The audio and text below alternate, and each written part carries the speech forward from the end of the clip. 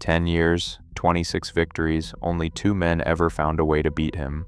Georges St-Pierre dominated the UFC like no one else, but the journey was anything but smooth. It was built in the shadows of bullying, shattered by a stunning upset, and then rebuilt into a reign few believed was possible. Most fighters break after the fall. St-Pierre answered with a vengeance, setting the record for the most welterweight defenses in UFC history. How did a quiet kid from small-town Quebec rise to transform modern MMA? And what price did he pay to reclaim his crown? This is the story behind the legend. Saint-Isidore, Quebec lies tucked among fields and forests, a quiet place where winters bite and small-town rhythms shape childhoods. Georges St-Pierre was born here on May 19, 1981. His world was modest. His father worked as a flooring installer, his mother as a school teacher. The family home offered little in the way of luxury, but plenty of discipline and warmth. From an early age, Georges faced a different kind of challenge.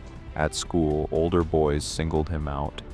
The bullying was relentless, shoved in hallways, taunted for his clothes, sometimes left bruised and shaken. He kept the details from his parents, carrying the weight alone. Karate became a lifeline. At 7, he stepped into a local dojo drawn by stories of heroes who stood their ground. The white gi felt awkward at first, but the rituals, bows, repetition, respect offered structure. His first instructor, a stern but patient sensei, saw a boy desperate for confidence. Training sessions became a refuge.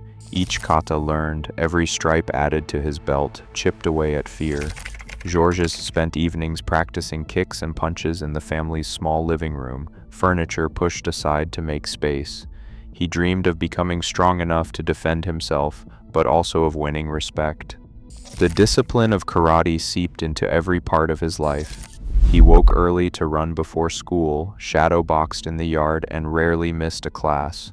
His parents, seeing the change, encouraged him to keep going. By his teens, Georges had earned a black belt. The bullying slowed, but the memory of it never left.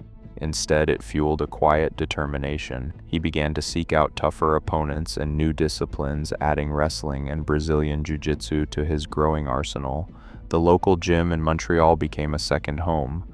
Coaches noticed his work ethic, never the loudest in the room, but always the last to leave.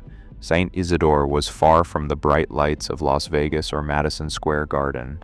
Yet, in those early years, the isolation and hardship forged something lasting. Georges learned to channel pain into focus. The drive that would one day carry him into the UFC octagon was born not in victory, but in the struggle to stand tall as a boy from rural Quebec. His grit was forged in the quiet.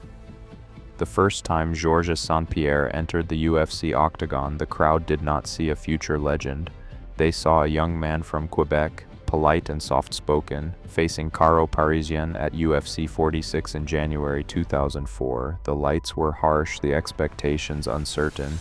Yet from the opening bell, Georges fought with a mix of speed and calculation that caught everyone off guard. He pressed forward with sharp jabs, landed crisp takedowns, and outworked Parisien over 3 rounds. The judges handed him a unanimous decision, and with it, the first step onto MMA's biggest stage. Momentum built quickly. Georges dispatched Jay Heron in less than 2 minutes that June, finishing with a flurry of strikes. Each fight added polish to his skill set: karate footwork, wrestling control, and a growing sense of tactical patience.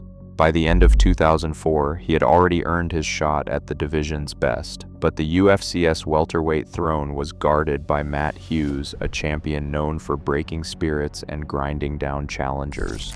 Their paths finally crossed at UFC 50. Hughes submitted Georges in the first round. The defeat stung, but it did not break him. Instead, it became fuel. Over the next 2 years, Georges chased every opportunity to improve. He traveled to train with Olympic wrestlers, drilled jiu-jitsu with world champions, and devoted himself to mastering the art of fighting in all its forms. By 2006, the rematch with Hughes was set.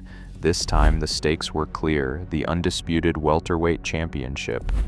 UFC 65, November 18, 2006, Georges stood across from Hughes again, no longer the wide-eyed prospect, The opening round saw him controlling distance, snapping off kicks, and stuffing takedown attempts.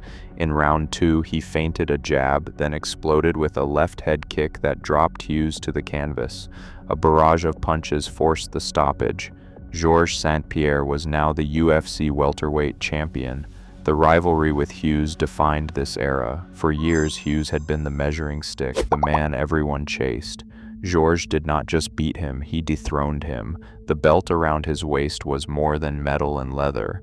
It was proof that the boy from Saint Isidore, who once trained in a cramped living room, belonged at the very top of the sport.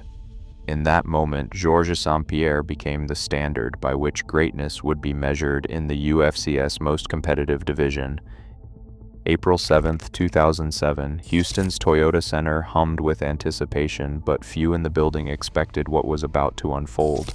Georges St-Pierre stepped into the octagon as the reigning welterweight champion, a heavy favorite. Across from him stood Matt Serra, a veteran, yes, but a challenger most saw as a stepping stone. The oddsmakers had Serra at plus 180, one of the biggest underdogs ever to fight for a UFC title.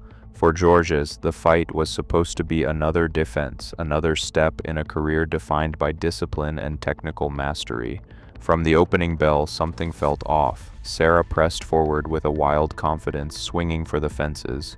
Georges, usually so composed, looked tight, his movements a shade slower, his reactions just a beat behind. Midway through the first round, Serra found his mark. A looping right hand crashed against St-Pierre's temple. The champion staggered, trying to regain his footing, but Serra did not hesitate.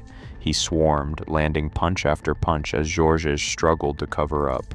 The crowd's roar built to a fever pitch. Referee John McCarthy stepped in, waving off the fight. St-Pierre, who had seemed untouchable, was finished by TKO in the very first round. The shock was immediate and total. Fans stared in disbelief. Commentators scrambled for words. Georges sat on the canvas, gloves still raised, eyes searching for answers. Matt Serra, grinning through a mask of sweat, celebrated the biggest win of his life. In the post-fight press conference, Georges faced the cameras with a hollow look. He did not make excuses. He gave credit to Serra, said he had not been himself, and promised to learn from the defeat. But the pain was obvious. The aura of invincibility was gone. For the first time in his UFC career, Georges became the story not of dominance, but of vulnerability. Headlines called it one of the greatest upsets in MMA history. Analysts questioned his preparation, his mindset, even his future as a champion. The loss would haunt him, not just for what it cost, but for how suddenly everything had unraveled. In the days that followed, Georges retreated from the spotlight. He spoke with his coaches, replayed the fight in his mind, and confronted hard truths about complacency and pressure. The defeat forced a reckoning. If he wanted to reclaim the belt, he would need to rebuild from the ground up. Matt Serra's victory was more than a result, it was a rupture. It exposed the limits of talent, the dangers of expectation, and the reality that even the most disciplined fighters can fall. For Georges St-Pierre, the road back would be long, uncertain, and defined by the lessons he carried from that April night in Houston. May 31, 2008. Montreal's Bell Center pulsed with energy as Georges St-Pierre walked to the octagon, the memory of his defeat still fresh in the minds of fans and critics alike. Across from him stood Matt Serra, the man who had shattered his aura of invincibility a year earlier. This time, the script played out differently. From the opening seconds, Georges pressed forward with surgical intent, chaining takedowns and controlling every inch of the cage. The crowd's roar grew with each passing round. By the second round, Serra was trapped beneath a barrage of knees and elbows, unable to find space or rhythm. The referee stepped in. Redemption in front of a nation. That night did not just restore a champion, it marked the beginning of one of the most calculated reigns in UFC history. Over the next 5 years, Georges St-Pierre would defend his welterweight title 9 times, a streak that remains unmatched in the division. He faced wrestlers, strikers, jiu-jitsu specialists, each with their own strengths, each neutralized by a game plan built on precision and adaptability. Calculated, Behind the scenes, a quiet architect shaped this era of control. Firas Zahabi, head coach at Montreal's TriStar Gym, became more than a strategist. He became a partner in building dominance. Together, they dissected opponents, studying tendencies and weaknesses frame by frame.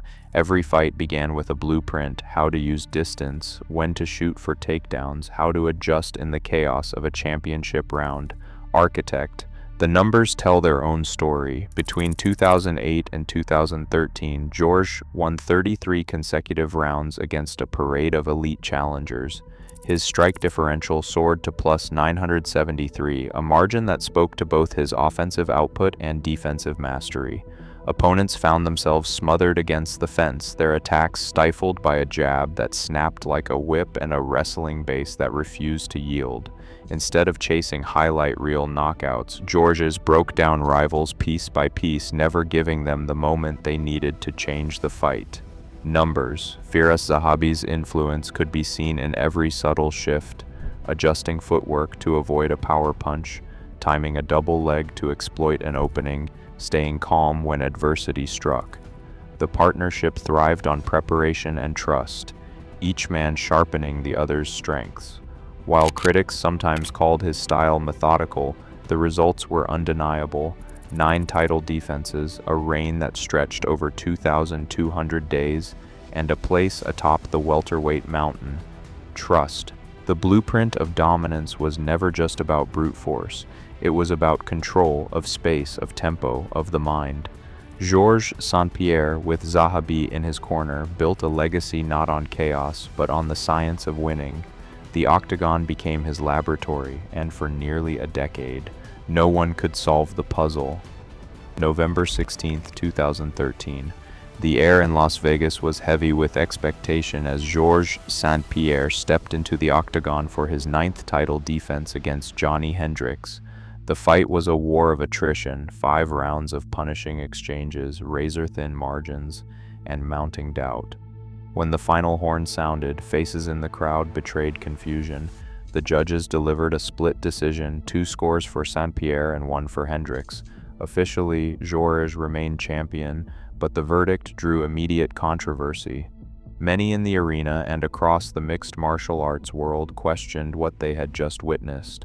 Inside, the toll was deeper than bruises. Years of discipline, relentless preparation, and public scrutiny had begun to weigh on Georges in ways few could see.